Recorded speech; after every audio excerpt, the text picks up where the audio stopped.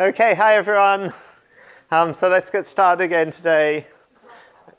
So today's lecture, what I'm going to do is be talking about question answering over text. This is another of the big successes in using deep learning inside natural language processing, and it's also a technology that has some really obvious commercial uses. So it's an area that's attracted a lot of attention in the last couple of years. So this is the overall plan.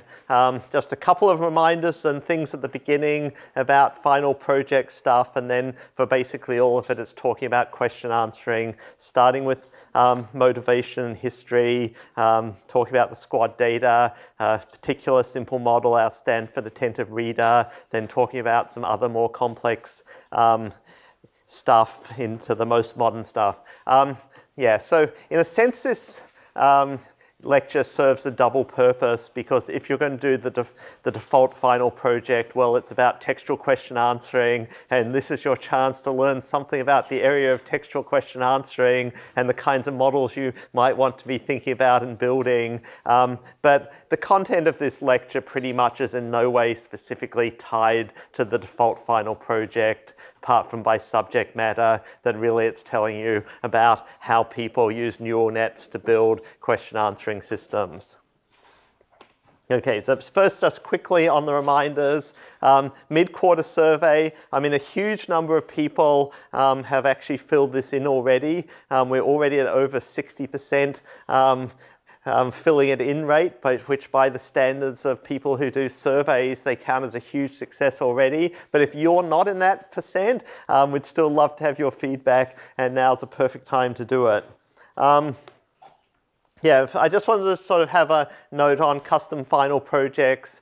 So in general, it's great to get feedback on custom final projects. There's a formal mechanism for that, which is the project proposal that I mentioned last time. It's also great to chat to people informally about final projects. And so I'm one of those people, and I have been talking to lots of people about final projects, and are very happy to do so, but there's sort of a problem that there's only one of me.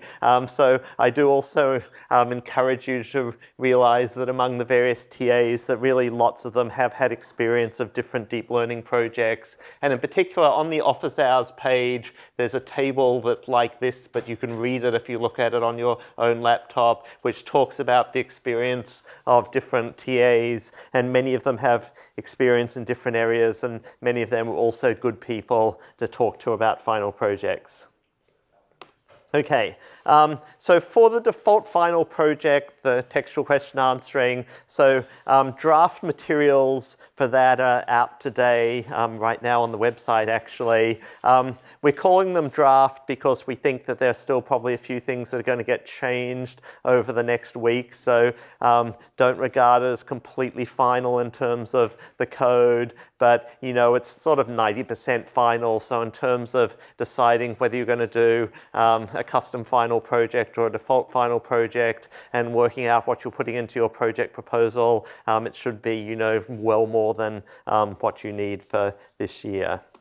Okay, the one other final bit I just wanted to say that I didn't get to last time is, so for the final projects, regardless of which kind you're doing, well, part of it is doing some experiments of doing stuff with data and code and getting some numbers and things like that. But I do really encourage people to also remember that an important part of the final project is writing a final project report. And this is no different to any research project of the kinds that students do for conferences or journals and things like that, right? You spend months commonly working over your code and experiments, but in most cases, the main evaluation of your work is from people reading a written paper output version of things. So it's really important that that paper version sort of reflects the work that you did and the interesting ideas that you came up with, and explains them well and presents your experiments and all of those things. And so we encourage you to sort of do a good job at writing up your projects. Here's just sort of a vague outline of you know, what a typical project write-up is likely to look like. Now, there isn't really one size completely fits all, because depending on what you've done, different things might be appropriate. But, you know, typically the first page will have an abstract for the paper and the introduction to the paper. You'll spend some time talking about related prior work. You'll talk about what kind of models you built for a while. There's probably some discussion of what data you're using for your projects. Experiments, commonly with some tables and figures about things that you're doing. More tables and figures talking about the results as to how well your systems work. It's great to have some error analysis to see what kind of things that you got right and wrong. And then maybe at the end there's sort of plans for the future, conclusions, or something like that. Okay, that's sort of it for my extra administrative reminders. Are there any questions on final projects that people are dying to know? Okay. Oh, good luck. I meant to say good luck. Yeah, good luck with your final projects. Okay, so now moving into the question answering. Okay, so question answering is a very direct application for something that human beings want to do. Or maybe human beings don't in general want to know this. Here's my query of who was Australia's third Prime Minister. Maybe, yeah, that's not really the kind of thing you're going to put into your queries, but you know, maybe you query who was the lead singer of Big Thief or something like that, I don't know. But you know, a large percentage of stuff on the web is that people actually are asking for answers to questions. And so if I put in this query into Google, it actually just works. It tells me the answer is John Christian Watson. And so that's sort of question answering working in the real world. If you try different kinds of questions in Google, you'll find that some of them work and lots of them don't work. And when they don't work, you're just sort of getting whatever kind of information retrieval web search results. There is one fine point that I just wanted to mention down here. So another thing that Google has is the Google Knowledge Graph, which is a structured graph representation of knowledge. And some kinds of questions are being answered from that structured knowledge representation. And so, I mean, quite a lot of the time for things like movies, it's coming from that structured graph if you're sort of saying who's the director of a movie or something like that. But this answer isn't coming from that. This answer is the kind of stuff we're going to talk about today. It's textual question answering from a web page where Google's question answering system has extracted the answer and is sticking it up there. If you're wanting to explore these things, if you get one of these boxes sort of down here where I've cut it off, there's a little bit of gray that says, how did I get this result? And if you click on that, it actually tells you what source it's getting it from, and you can see if it's doing it from the textual question answering system or from something like the knowledge graph. Okay, so in general, the motivation for question answering is that these days there's just these sort of massive collections of full text documents, i.e. there's the web. So that there are sort of billions of documents of information. And traditionally, when people first started thinking about search, information retrieval as a field, you know, nothing of that kind of quantity and size existed, right? That when people first started building search systems, it was sort of unthinkable to index whole documents because no one had hard disks big enough in those days, right? That really they were indexing titles or titles and abstracts or something like that. And so it seemed perfectly adequate in those days to say, okay, we're just going to give you your results as to here's a list of documents because the documents are only 100 words long. But that's clearly not the case now when we have these sort of, 10-minute read Medium posts and which might have the answer to a question. And so there's this need to sort of say, well, can we just have systems that will give us answers answers to questions. And a lot of the recent changes in technology have hugely underlined that need. So returning documents works okay if you're sitting at your laptop, but it works really terribly if you're on your phone, and it works even more terribly if you're trying to work with speech on a digital assistant device, something like an Alexa system. And so we really want to actually be able to produce systems that can give the answers to people's questions. And so typically, doing that is factored into two parts. That the first part of that is we still do information retrieval. We use normally quite standard information retrieval techniques to find documents that quite likely to contain an answer. And the reason that this is normally done by quite traditional techniques is because the traditional techniques are extremely scalable over billions of documents, whereas current neural systems actually aren't really scalable over billions of documents. So that's an area in sort of which research is ongoing. But then once we have sort of some candidate likely documents, we want to find do they contain an answer, and if so, what is the answer? And so at that point, we have a document or a paragraph, and we're saying, can we answer this question from there? And then that problem is often referred to as the reading comprehension problem, and so that's really what I'm going to focus on today. Reading comprehension isn't a new problem. I mean, you can trace it back into the early days of artificial intelligence and NLP. So back in the 70s, a lot of NLP work was trying to do reading comprehension. I mean, one of the famous strands of that was, so Roger Schenck was a famous early NLP person, though not a terribly nice man, I don't think, actually. But the Yale School of AI was a very well-known NLP approach, and really it was very focused on reading comprehension. But it's sort of, I think it was sort of the time was too early, and anyway it sort of died out, nothing much came out of that. But then, right just before the turn of the millennium, Lynette Hirschman revived this idea and said, well, maybe a good challenge would be to find the kind of reading comprehension questions that elementary school kids do, and let's see if we could get computers to do that. And some people tried that with fairly simple methods, which only work mediocrely. Then sort of somewhat after that, Chris Burgess, who was a guy who was at Microsoft Research, and he wasn't really an NLP person at all, he was a machine learning person, but he got it into his head that, well, really a big problem that should be being worked on is machine comprehension, and he suggested that you sort of could codify it like this. And this is a particular clean codification that has lived on and we'll look at more today, right? So a machine comprehends a passage of text if for any question regarding that text that can be answered correctly by a majority of native speakers, that machine can provide a string which those speakers would agree both answers that question and does not contain information irrelevant to that question.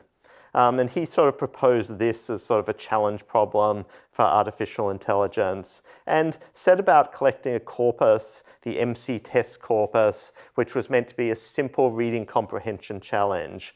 So they collected stories which were meant to be kids' stories. Alyssa got to the beach after a long trip. She's from Charlotte. She traveled from Atlanta. She's now in Miami. Sort of pretty easy stuff. And then there are questions, why did Alyssa go to Miami? And then the answer is to visit some friends. And so you've got there this string that is coming from the passage that's the answer to the question. So the MC test is a corpus of about 600 such stories, and that challenge existed and a few people worked on it, but that never really went very far either for the next couple of years. But what really changed things was that in 2015, and then with more stuff in 2016, deep learning people got interested in this idea of could we perhaps build neural question answering systems? And it seemed like if you wanted to do that, something like MC-Test could only be a test set, and the way to make progress would be to do what had been done in other domains and to actually hand build a large training set of passages, questions, and answers in such a way that would be able to train neural networks using the kind of supervised learning techniques that we've concentrated on so far in this class, and indeed the kind of supervised neural network learning techniques, which is actually the successful stuff that powers nearly all the applications of deep learning, not only in NLP, but also in other fields like vision.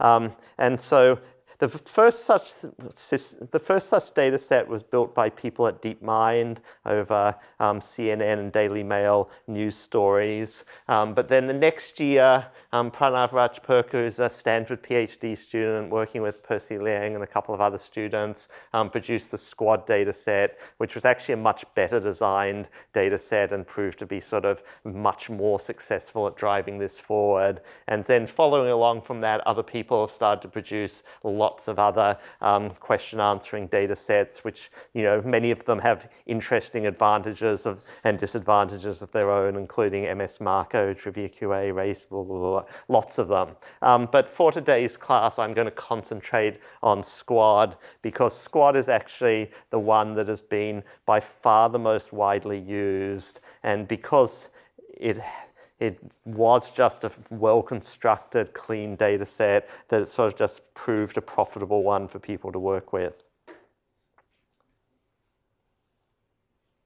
Okay, so that was reading comprehension. I'll also just quickly tell you the history of open domain question answering. So the difference here for the field of open domain question answering that we're saying, okay, there's an encyclopedia or there's a web crawl. I'm just going to ask a question. Can you answer it? So it's this bigger task of question answering. And that was something that again was thought about very early on. So there's this kind of early Cackham paper by Simmons who sort of explores how you could do answering questions as textual question answering. And he has the idea that what's going to happen is you're going to dependency parse the question and dependency parse sentences of the text, and then sort of do tree matching over the dependency parsers to get out the answers. And that's in some sense actually prefigured work that people actually were then attempting to do 35 years later. Getting a bit more modern, Julian Kupiec, who was working at Xerox PARC at the time, came up with this system called Murax. And so at this stage in the 90s, there'd started to be the first digitally available encyclopedias available. So he was using the Groliers encyclopedia. And so he set about trying to build a system that could answer questions over that encyclopedia using, in general, fairly sort of shallow linguistic processing methods, i.e. regular expressions, after having done information retrieval search over that. But that started to evoke more interest from other people. And so in 1999, the US National Institutes of Standards and Technology instituted a TREC question answering track where the idea was there was a large collection of newswire documents and you could be asked to provide the question of them, and lots of people started to build question answering systems.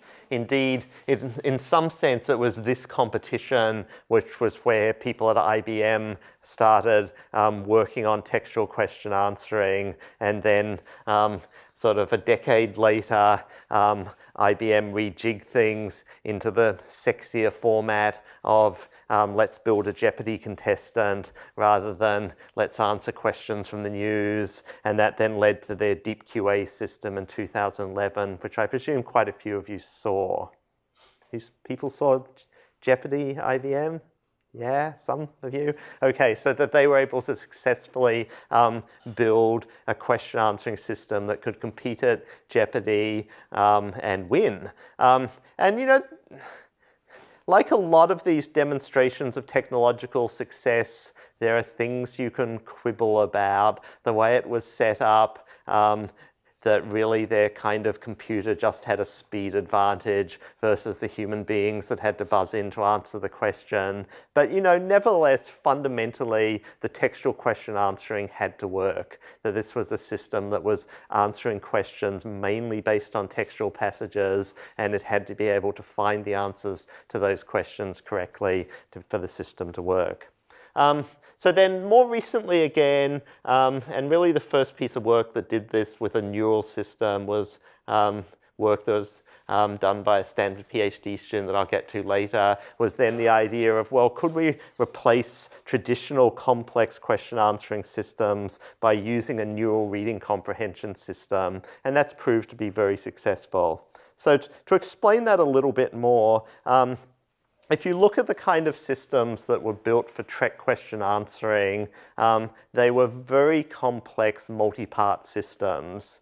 And really, if you then look at something like IBM's DeepQA system, it was sort of like this times 10 because it both had very complex systems like this, but an ensemble together, sort of 6 different components in every place, and then did sort of classify a combination on top of them. But so for the kind, this is sort of around a sort of a 2003 question answering system. And so the kind of things that went through is, so when there was a question, it parsed the question with a parser, kind of like the ones we saw for our dependency parsers. It did some sort of handwritten semantic normalization rules to try and get that into a better semantic form.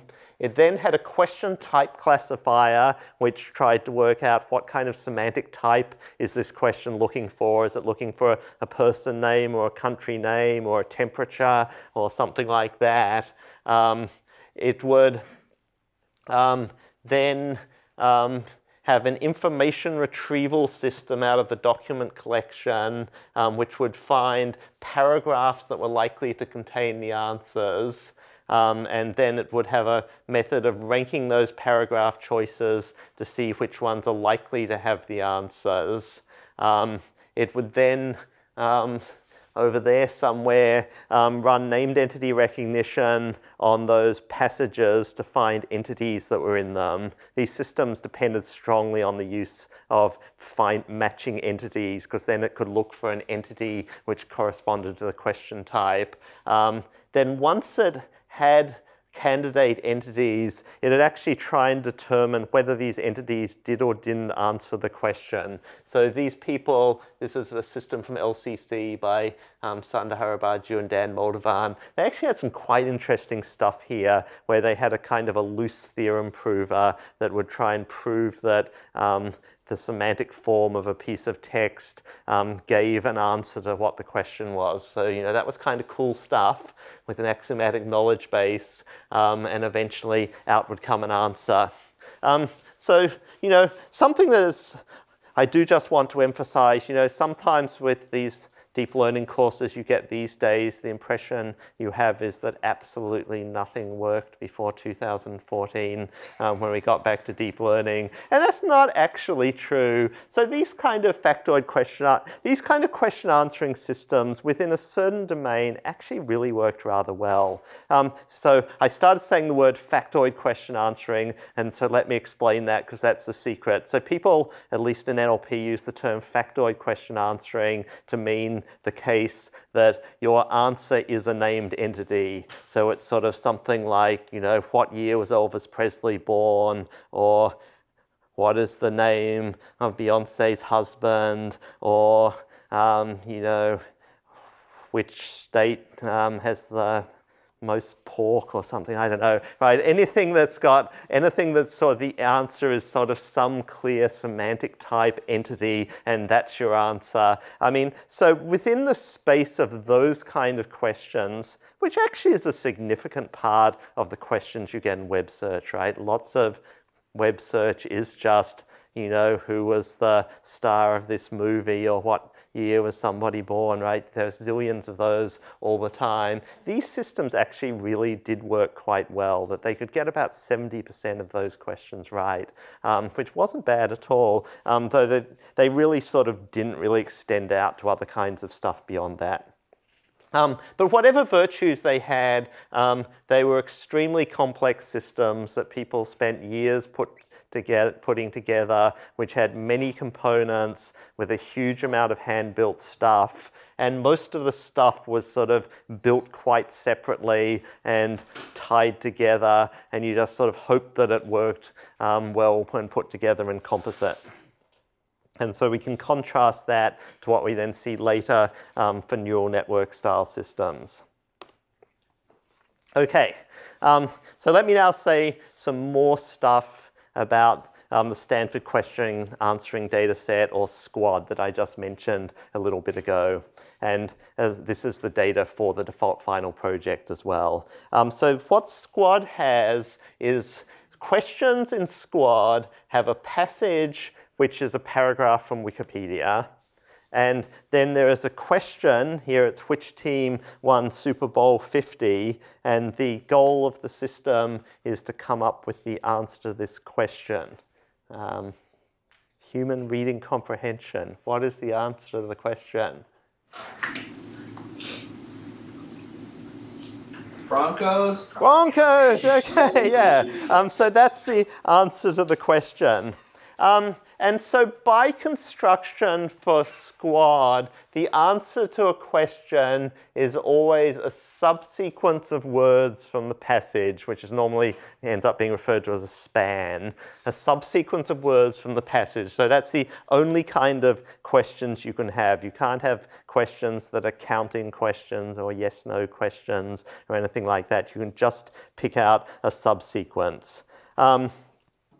Okay, but so they created in the first version about 100,000 examples. So there are a bunch of questions about each passage. So it's sort of something like, I think it's maybe sort of about 5 questions per passage, and there are 20,000 different bits of Wikipedia used. And this sort of must be a span form is often referred to as extractive question answering.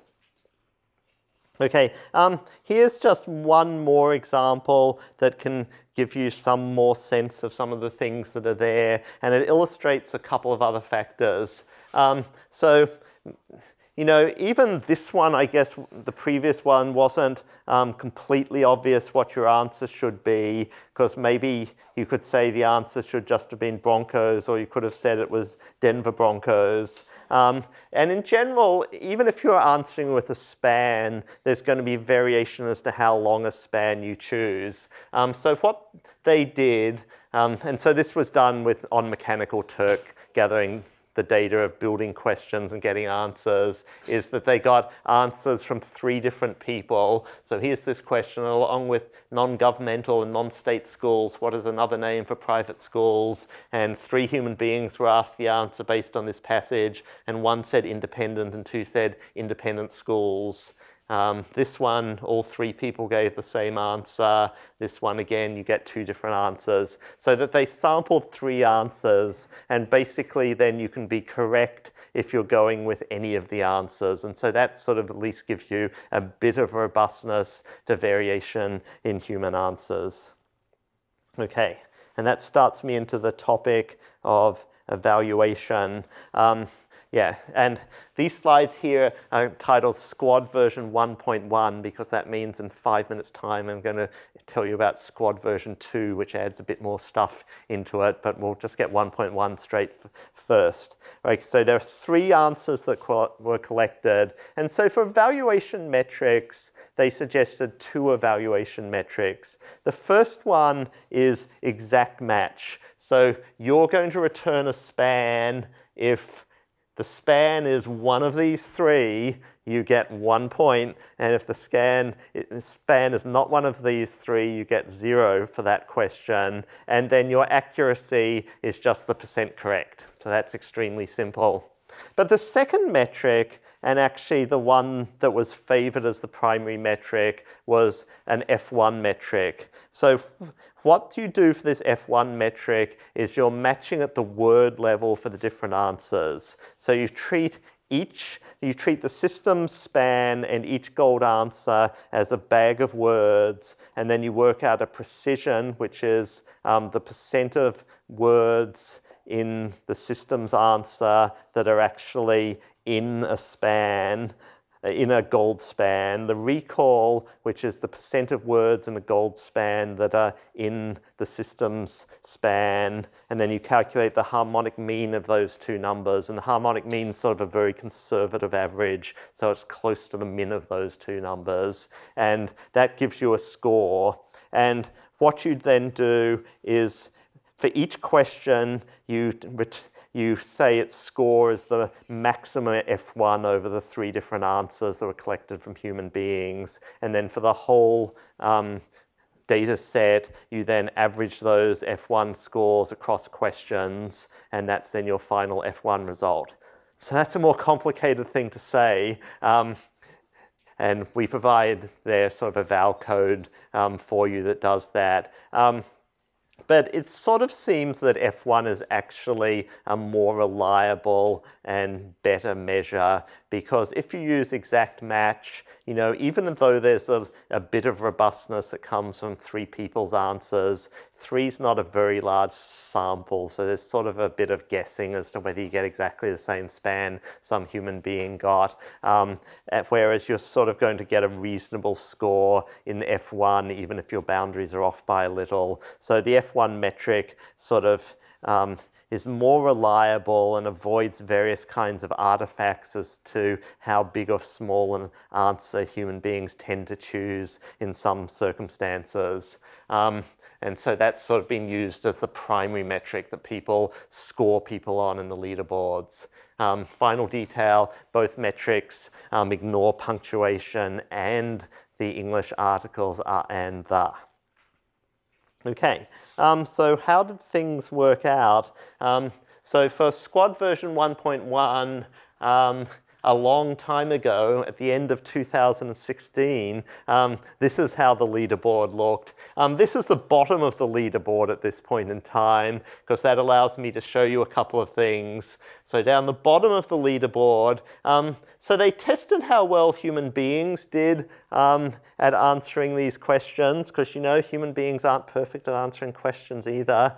And so the human performance that they measured had an F1 score of 91.2, and you know I'll come back to that again in a minute. And so when they built the data set, they built a logistic regression baseline, which was sort of a conventional NLP system. So they dependency parsed the question and sentences of the answer. They looked for dependency link matches, so a word at both ends with a dependency relation in between, and counted matches of those as sort of pointing to a likely answer. So it was sort of a fairly competently built traditional NLP system of this, not as complex as, but it's sort of in the same vein of that earlier question answering system I mentioned. And it got an F1 of about 51. So not hopeless, but not that great compared to human beings.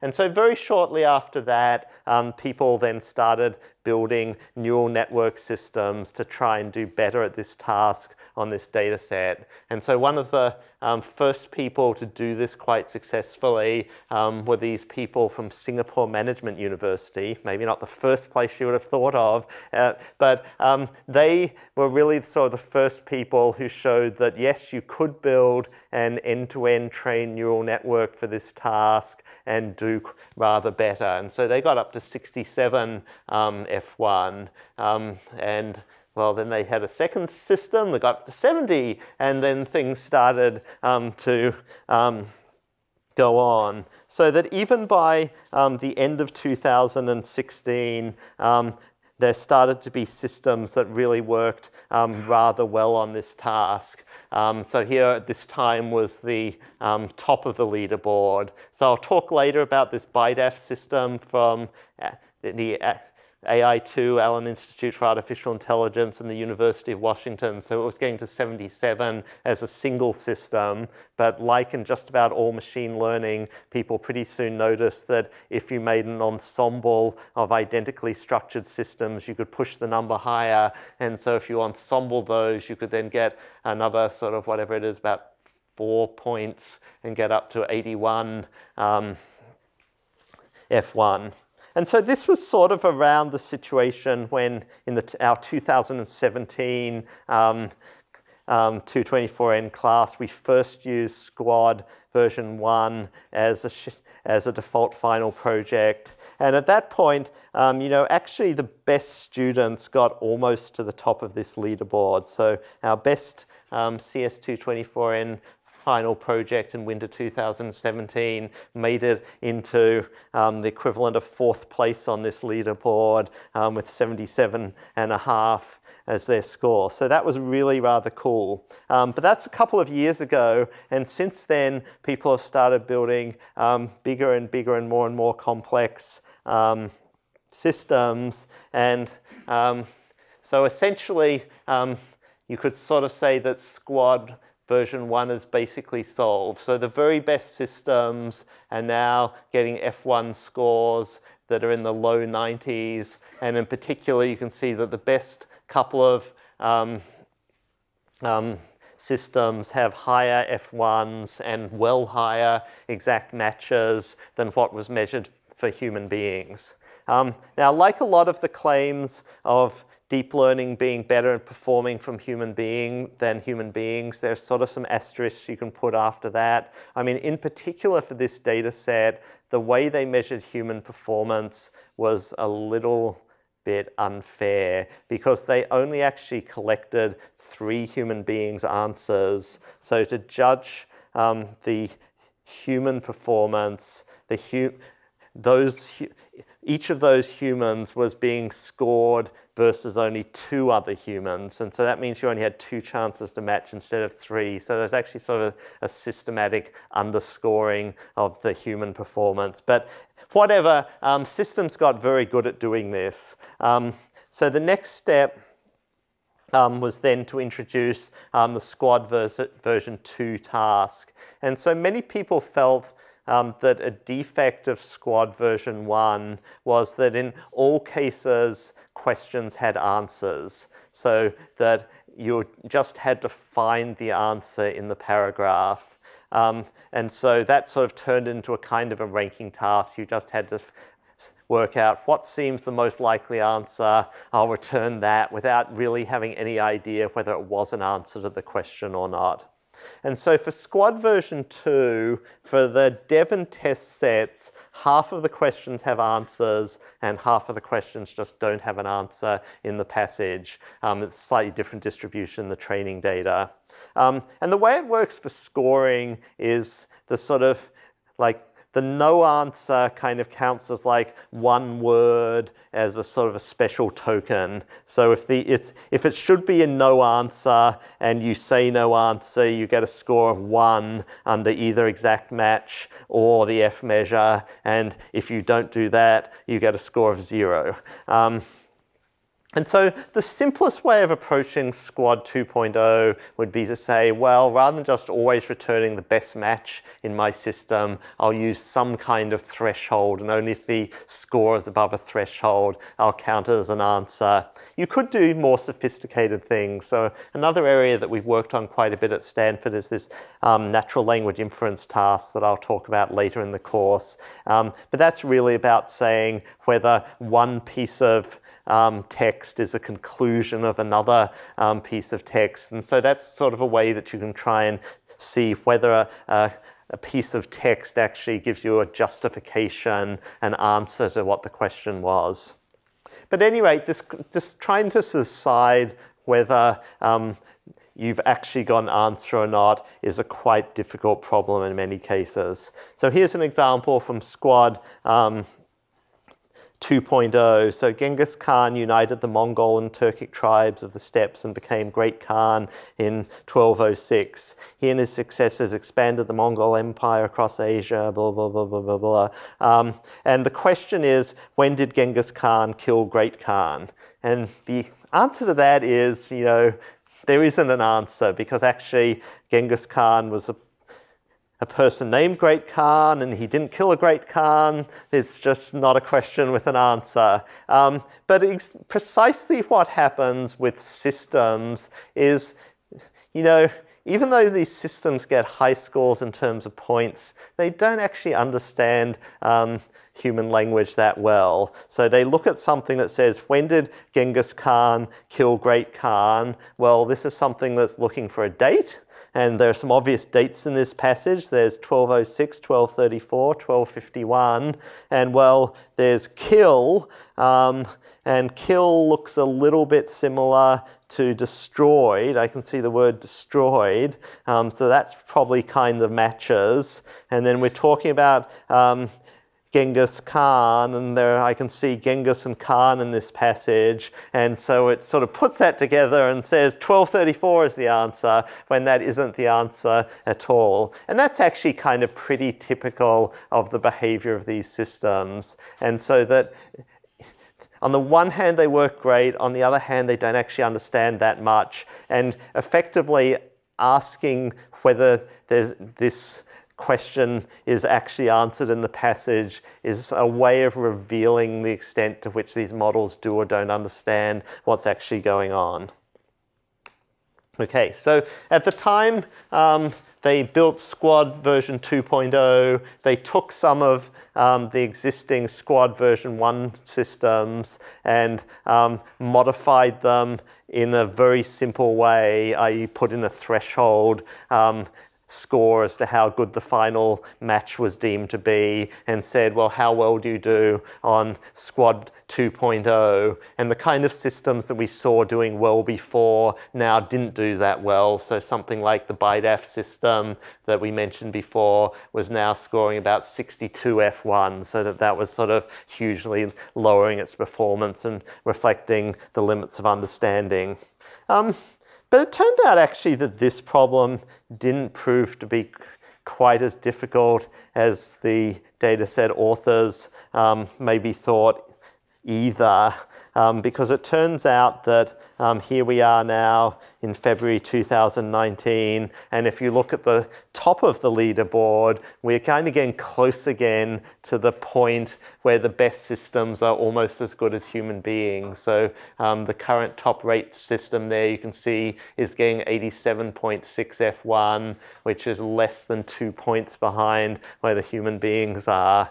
For Squad version 2, they also corrected the scoring of human beings, so it's more of a fair evaluation this time.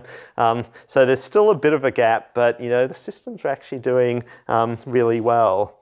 And the interesting thing there is, you know, on the one hand, these systems are impressively good. You can go on the Squad website and look at the output of several of the good systems, and you can see that there are just a ton of things that they get right. They're absolutely not bad systems. You have to be a good system to be getting 5 out of 6 of the questions right. But, you know, on the other hand, they still make quite elementary natural language understanding errors. And so here's an example of one of those. Okay, so this one, the Yuan dynasty is considered both a successor to the Mongol Empire and an imperial Chinese dynasty. It was the Khanate ruled by the successors of Mongkir Khan after the division of the Mongol Empire. In official Chinese histories, the Yuan dynasty bore the mandate of heaven, following the Song dynasty and preceding the Ming dynasty. Okay. And then the question is, what dynasty came before the Yuan? And that's a pretty easy question, I'd hope, from a human being. Everyone can answer that question? Okay, yeah, so it says, in official Chinese histories, the Yuan dynasty, oh, sorry, no, next sentence. Yeah, the Yuan dynasty following the Song dynasty and preceding the Ming dynasty. But, you know, actually, this sort of the leading Google BERT model says that it was the Ming Dynasty that came before the Yuan Dynasty, which, is sort of elementarily wrong, but, reveals some of the same kind of, it's not really understanding everything, but it's doing a sort of a matching problem still. Okay, so this SQuAD data set has been useful and good. It still has some major limitations, and I just thought I'd mention what a few of those are so you're aware of some of the issues. So one of them I've already mentioned, right, that you're in this space where all answers are a span from the passage. And that just limits the kind of questions you can ask and the kind of difficult situations there can be. So there can't be yes-no questions, counting questions, or even any of the sort of more difficult implicit questions. So if you think back to when you were in middle school and did reading comprehension, I mean, it wasn't typically the case that you were being asked questions that were just stated explicitly in the text of, Sue is visiting her mother in Miami, and the question was, who is Sue visiting in Miami? That wasn't the kind of questions you were asked. You were normally asked questions like, Sue is going to a job interview this morning. It's a really important job interview for her future. At breakfast, she starts buttering both sides of her piece of toast, and you're asked a question like, why is Sue buttering both sides of her piece of toast? And you're meant to be able to answer, she's distracted by her important job interview coming up later in the day, which isn't something that you can answer by just picking out a subspan. A second problem, which is sort of actually a bigger problem, is the way SQuAD was constructed for ease and not to be too expensive and various other reasons was paragraphs of Wikipedia were selected, and then mechanical Turkers were hired to say, come up with some questions that can be answered by this passage in version 1.1. And then in version 2, they were told, also come up with some questions that look like they're related to this passage but aren't actually answered in the passage. But in all cases, people were coming up with the questions staring at the passage. And if you do that, it means that your questions are strongly overlapping with the passage, both in terms of the words that are used and even the syntactic structures that are used for your questions tending to match the syntactic structures of the passage. And so that makes question answering unnaturally easy. What happens in the real world is that human beings think up questions and type something into a search engine, and the way that they type it in is completely distinct from the way something might be worded on a website, so that they might be saying something like, in what year did the price of hard disks drop below $1 a megabyte? The web page will say something like, the cost of hard disks has been dropping for many years. In, I don't know, whatever it was, 2004, prices eventually crossed the $1 a megabyte barrier or something like that, that there's a quite different discussion of the ideas. And that kind of matching is much harder. And that's one of the things that people who have done other data sets have tried to do differently. Another limitation is that these questions and answers are very much find the sentence that's addressing the fact, match your question to the sentence, return the right thing. That there's nothing sort of more difficult that involves multi-sentence, combine facts together styles of inferencing. That the limits of cross-sentence stuff there is pretty much limited to resolving co-reference, which is something we'll talk about later in the class, but means that you see a he or a she or an it, and you can work out who that refers to earlier in the discourse. Nevertheless, despite all of those disadvantages, it sort of proved that Squad was, well targeted in terms of its level of difficulty, well structured, clean data set, and it's just been sort of everybody's favorite for a question answering data set. It also seems to have proved that actually for people who work in industry and want to build a question answering system, starting off by training a model in Squad actually turns out to work pretty well, it turns out. I mean, it's not everything you want to do. You definitely want to have relevant in-domain data and be using that as well. But, it turns out that it seems to actually be a quite useful starting point. Okay, so what I wanted to show you now is a concrete, simple, neural question answering system. And this is the model that was built by here, and I guess she was sort of an Abby predecessor since she was the preceding head TA for CS224N.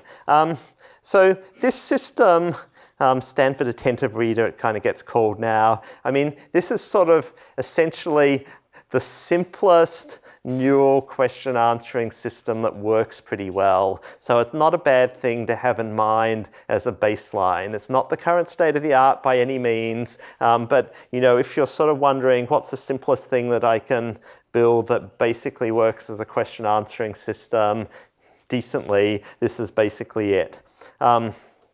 Okay, so how does this work? So the way it works is like this. So first of all, we have a question, which team won Super Bowl 50? And what we're going to want to do is build a representation of a question as a vector. And the way we can do that is like this. For each word in the question, we look up a word embedding. So in particular, it used GloVe 300-dimensional word embeddings. We then run an LSTM forward through the question, and then kind of like Abby talked about, we actually make it a bi-LSTM, so we run a second LSTM backwards through the question. And so then we grab the end state of both LSTMs, and we simply concatenate them together into a vector of dimension 2D if our hidden states of the LSTM are dimension D, and we say that is the representation of the question. Okay, so once we have that, we then start looking at the passage. And so for the start of dealing with the passage, we do the same thing. We look up a word vector for every word in the passage, and we run a bidirectional LSTM, now being represented a bit more compactly across the passage. But then we have to do a little bit more work because we actually have to find the answer in the passage. And so what we're going to do is use the question representation to sort of work out where the answer is using attention. So this is a different use of attention to machine translation. The kind of attention equations are still exactly the same, but we've now got this sort of one question vector that we're going to be trying to match against to return the answer. So what we do is we work out an attention score between each word's bi-LSTM representation and the question. And so the way that's being done is we're using this bilinear attention that Abby briefly discussed and we'll see more of today. We've got the question vector, the vector for a particular position in the passage, the two concatenated LSTM hidden states, so they're the same dimensionality. We have this intervening learn W matrix, so we work out that quantity for each position, and then we put that through a softmax, which will give us probabilities over the different words in the passage, and those give us our attention weights. And so at that point, we have attention weights for different positions in the passage, and we just declare that that is where the answer starts. And then to get the end of the answer, we simply do exactly the same thing again, apart from we train a different W matrix here, and we have that predict the end token. And there's something a little bit subtle here. Because, you know, really we're asking it to sort of predict the starts and the ends of the answer. And you might think, but wait a minute, surely we need to look at the middle of the answer as well, because maybe the most indicative words are actually going to be in the middle of the answer. But, you know, really what we're sort of implicitly telling the model of, well, when you're training, if there's stuff in the middle that's useful, it's the BiLSTM's job to push it to the extremes of the span so that this simple bilinear attention will be able to get a big score at the start of the span. And you might also think there's something funny that this equation and that equation are exactly the same. So how come one of them's meant to know it's picking out the beginning and the other the end? And again, you know, we're not doing anything to impose that. We're just saying, neural network, it is your job to learn. You have to learn a matrix here and a different one over there so that one of them will pick out parts of the representation that indicate starts of answer spans and the other one ends of answer spans. And so that will then again pressure the neural network to sort of self-organize itself in such a way that there'll be some parts of this hidden representation that will be good at learning starts of spans. You know, maybe they'll be carried backwards by the backwards LSTM, and some parts of it will be good at learning where spans end, and then the W matrix will be able to pick out those parts of the representation. But yeah, that's the system. Yeah, so this is the basic Stanford Attentive Reader model, and it's just no more complex than that. And the interesting thing is, you know, that very simple model actually works nicely well. So this is going back in time again. This is the February 2017 Squad version 1 leaderboard. But at that time, like always in neural networks, quite a bit of your success is training your hyperparameters and optimizing your model really well. And sometimes, you know, it's been repeatedly proven in neural network land that often you can get much better scores than you would think from very simple models if you optimize them really well. So there have been multiple cycles in sort of deep learning research where there was a paper that did something, and then the next person says, here's a more complex model that works better, and then someone else published a paper saying, here's an even more complex than that model that works better, and then someone points out, no, if you go back to the first model and just really train its hyperparameters well, you can beat both of those two models. And that was effectively the case that what was happening with the Stanford Attentive Reasoner, that, you know, back in February 2017, if you just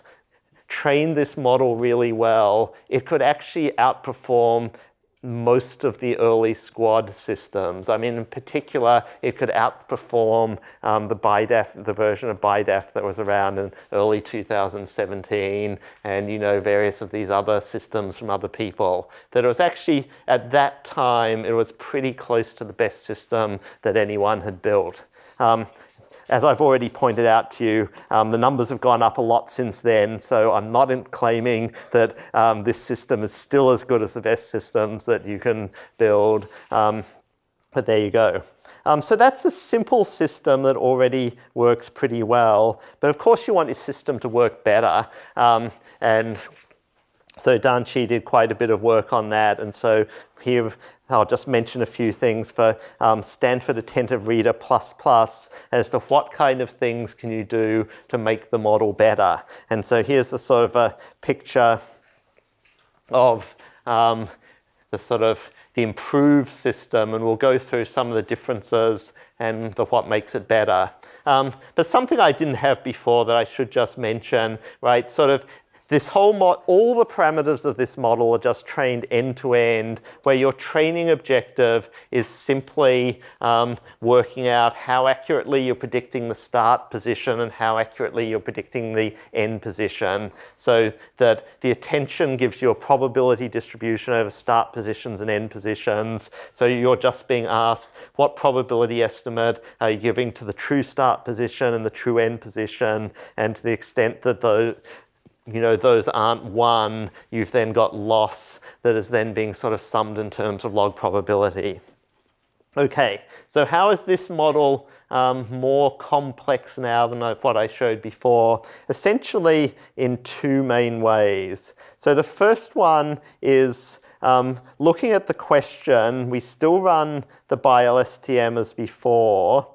But now what we're going to do is, it's a little bit crude just to take the end states of the LSTM and concatenate them together. It turns out that you can do better by making use of all states of an LSTM. And this is true for most tasks where you want some kind of sentence representation from a sequence model. It turns out you can generally gain by using all of it rather than just the endpoints of it. But this is just an interesting general thing to know again, because this is actually another variant of how you can use attention. There are a lot of sort of the last 2 years of neural NLP can be summed up as people have found a lot of clever ways to use attention, and that's been powering just about all the advances. So what we want to do is we want to have attention over the positions in this LSTM, but we're processing the query first, so it sort of seems like we've got nothing to calculate attention with respect to. So what we do is we just invent something. So we just sort of invent, here is a vector. It's sometimes called a sentinel or some word like that, but we just in our PyTorch say, here is a vector. We're going to calculate, we initialize it randomly, and we're going to calculate attention with respect to that vector, and we're going to use those attention scores to work out where to pay attention in this BiLSTM. And then we just sort of train that vector so it gets values. And so then we end up with a weighted sum of the time steps of that LSTM that are then form the question representation. Second change, the pictures only show a shallow BiLSTM, but it turns out you can do better if you have a deep BiLSTM, and so you use a 3-layer deep BiLSTM rather than single layer.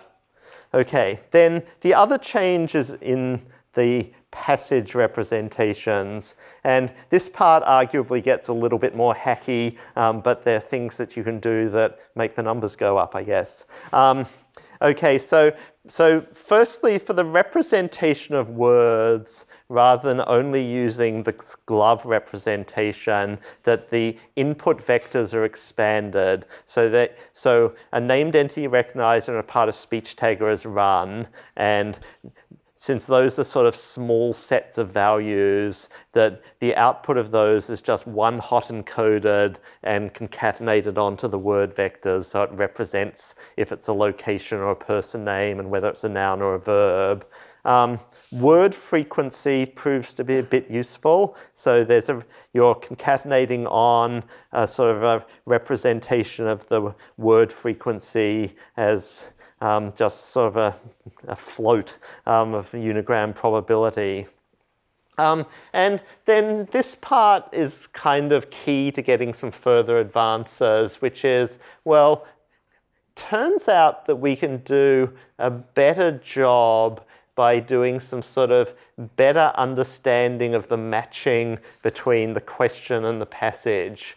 And this feature seems like it's very simple, but it turns out to actually give you quite a lot of value. So you're simply saying for each word in the question, for each word, well, I said that wrong. For each word in the passage, you're just saying, does this word appear in the question? And if so, you're setting a 1 bit into the input. And that's done in 3 different ways: exact match, uncased match, and lemma match. So that means something like drive and driving will match. And just that sort of indicator of here's a word in the passage that's in the question. In theory, the system should be able to work that out anyway, but explicitly indicating it gives quite a bit of value.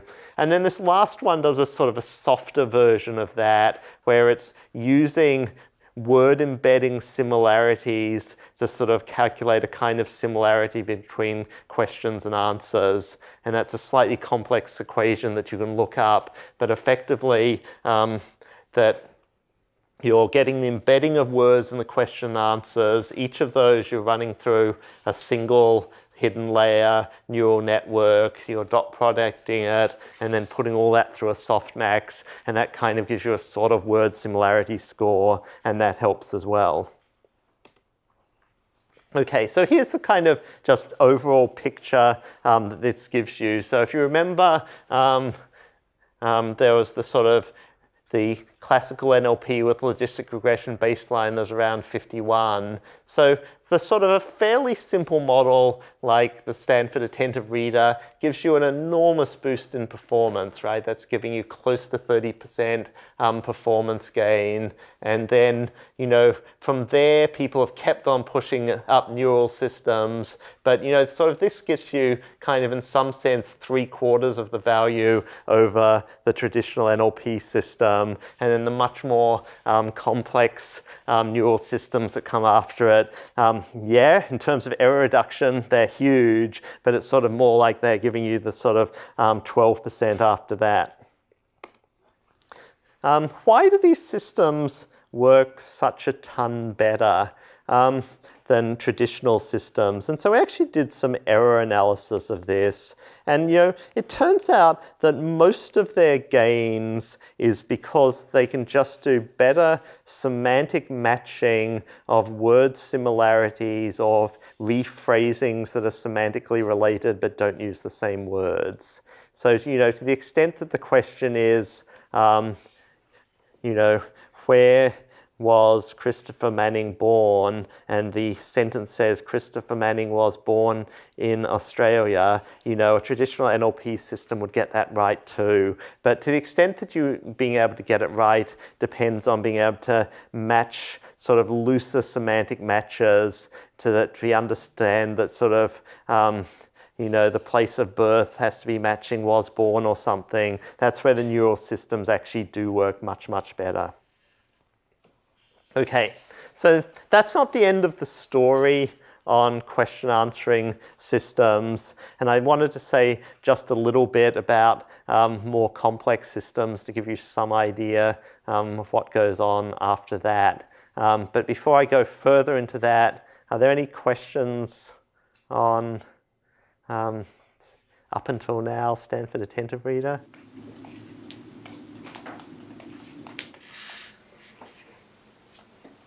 Yeah. A question about attention in general. Every example we've seen has just been linear mapping with a weights matrix. Has anybody tried to convert that to a deep neural network and see what happens? So yes, they have. Well, at least a shallow neural network. I'll actually show an example of that in just a minute, so maybe I will save it to then. But yeah, absolutely, yeah, people have done that, and that can be a good thing to play with. Anything else? Okay. Okay. So this is a picture of the BiDAF system. So this is the one from AI2 UW. And the BiDAF system is very well known. It's another sort of classic version of question answering system that lots of people have used and built off. And you know, some of it isn't completely different to what we saw before, but it has various additions. So there are word embeddings just like we had before. There's a BiLSTM running just like what we had before, and that's being done for both the passage and the question, but there are some different things that are happening as well.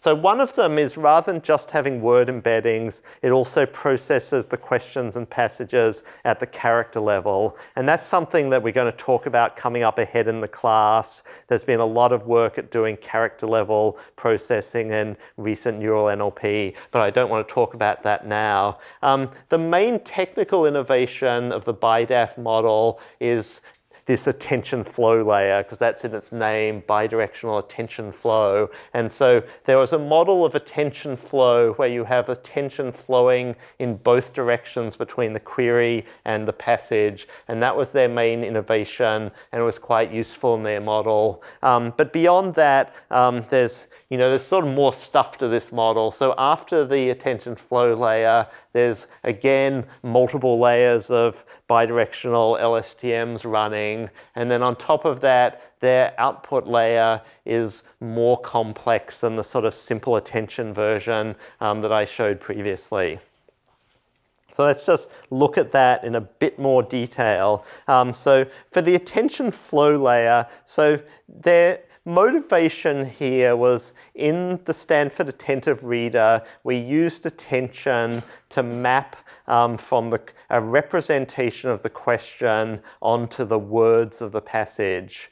But, so it was question as a whole mapping onto the words of the passage, where their idea was, well, presumably you could do better by mapping in both directions at the word level. So you should be sort of finding passage words that you can map onto question words, and question words that you can map onto passage words. And if you do that in both directions with attention flowing, and then run another round of sequence models on top of that, that you'll just be able to do much better matching between the two of them.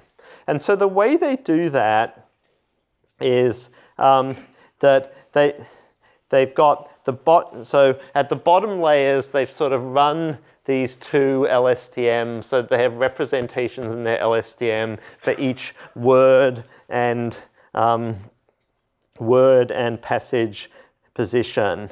And at this point, I have to put in a slight apology because I just stole the equations, and so the letters that are used change. Sorry. So these are the question individual words, and these are the passage individual words. And so what they're then wanting to do is to say, for each passage word and each question word, I want to work out a similarity score. And the way they work out that similarity score is they build a big concatenated vector. So there's the LSTM representation of the passage word, the question word, and then they throw in a third thing where they do a Hadamard product, so an element-wise product of the question word and the context word. For a neural net purist, throwing in these kind of Hadamard products is a little bit of a cheat, because you kind of would hope that a neural net might just learn that this relation between the passage and the question was useful to look at. But you can find a lot of models that put in this kind of Hadamard product, because it's sort of a very easy way of sort of having a model that knows that matching is a good idea. Because essentially, this is sort of looking for each question and passage word pair, do the vectors look similar in various dimensions? You can sort of access very well from looking at that Hadamard product. So you take that big vector and you then dot product it with a learned weight matrix, and that gives you a similarity score between each position in the question and the context. And so then what you're going to do is use that to define attentions that go in both directions. So for the context to question attention, this one's completely straightforward. So you put these similarity scores through a softmax. So for each of the I positions in the passage, you're sort of having a softmax, which is giving you a probability distribution over question words. And then you're coming up with a new representation of the ith position, which is then the attention-weighted version, the attention-weighted average of those question words. So you're sort of having a attention-weighted view of the question mapped onto each position in the passage. You then want to do something in the reverse direction, but the one in the reverse direction is done subtly differently. So you're, again, starting off with these same similarity scores, but this time they're sort of wanting to sort of really assign which position in the question is the one that's sort of aligning the most, so that they're finding a max, and so that they're finding which is the most aligned one. And so then for each of the I's, they're finding the most aligned question word, and so then they're doing a softmax over these M scores, and then those are being used to form a new representation of the passage by sort of summing over these attention weights. Okay, so you build these things up, and this then gives you a new representation where you have your original representations of the passage words. You have a new representations that you've built from this bidirectional attention flow, and you look at these sort of Hadamard products of them, and that then gives you kind of the output of the BiDAF layer.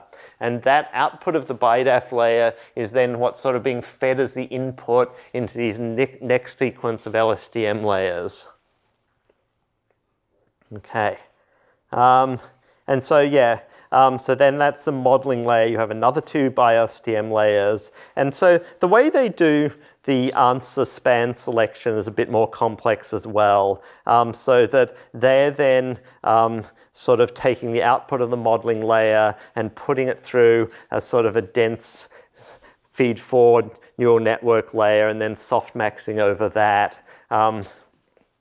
And that's then getting a distribution of a start, and then you're running yet another LSTM and getting a distribution of the finish. Yeah, so that gives you some idea of a more complex model. You know, in some sense, the summary, if you go further forward than here, is that sort of most of the work in the last couple of years, people have been producing progressively more complex architectures with lots of variance of attention, and effectively that has been giving good gains.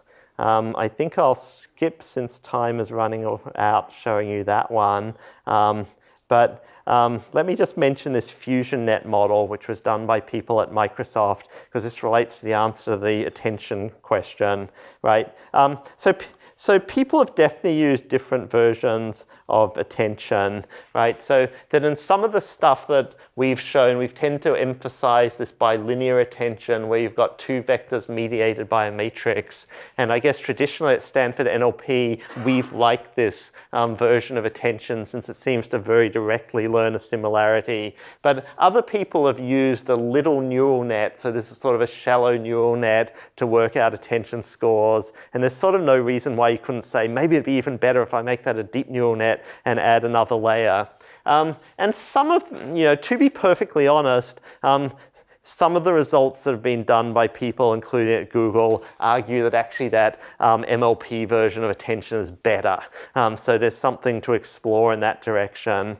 But actually, the people in FusionNet didn't head that direction, because they said, look, we want to use tons and tons of attention, so we want an attention computation that's pretty efficient. And so it's bad news if you have to be evaluating a little dense neural net at every position every time that you do attention. So this bilinear form is fairly appealing. But they then did some playing with it. So rather than having a W matrix, you can reduce the rank and complexity of your W matrix by dividing it into the product of 2 lower rank matrices. So you can have a U and a V matrix, and if you make these rectangular matrices that are kind of skinny, you can then have a sort of a lower rank factorization, and that seems a good idea. And then they thought, well, maybe really you want your attention distribution to be symmetric, so we can actually put in the middle here, we can have the U and the V, so to speak, be the same, and just have a diagonal matrix in the middle, and that might be a useful way to think of it. And that all makes sense from linear algebra terms, but then they thought, oh, nonlinearities are really good in deep learning, so why don't we sort of stick the left and right half through a ReLU, and maybe that will help, which doesn't so much make sense in linear algebra terms, but that's actually what they ended up using as their attention form. So there are lots of things you can play with when doing your final project. Yeah, but their argument is still, that doing attention this way is actually much, much cheaper, and so they can use a lot of attention. And so they build this very complex, tons of attention model, which I'm not going to try and explain all of now. But I will show you this picture. So a point that they make is that a lot of the different models that people have explored in different years, they're sort of doing different kinds of attention, that you could be doing attention right lining up with the original LSTM. You could run both sides through some stuff and do attention. You can do self-attention inside your layer. There are a lot of different attentions that different models have explored. And essentially what they're wanting to say is, let's do all of those, and let's make it deep and do it all 5 times, and the numbers will go up. And to some extent, the answer is, yeah, they do. And the model ends up scoring very well. Okay, so the one last thing I just wanted to mention but not explain is, in the last year there's then been a further revolution in how well people can do these tasks. And so people have developed algorithms which produce contextual word representations. So that means that rather than a traditional word vector, you have a representation for each word in a particular context. So here's the word frog in this particular context. And the way people build those representations is using something like a language modeling task, like Abby talked about, of saying, putting probabilities of words in context to learn a context-specific word representation. And Elmo was the first well-known such model, and then people from Google came up with BERT, which worked even better. And so BERT is really, in some sense, a super complex attention architecture doing a language modeling-like objective. We're going to talk about these later, and not going to talk about them now. But if you look at the current Squad 2.0 leaderboard, you will quickly,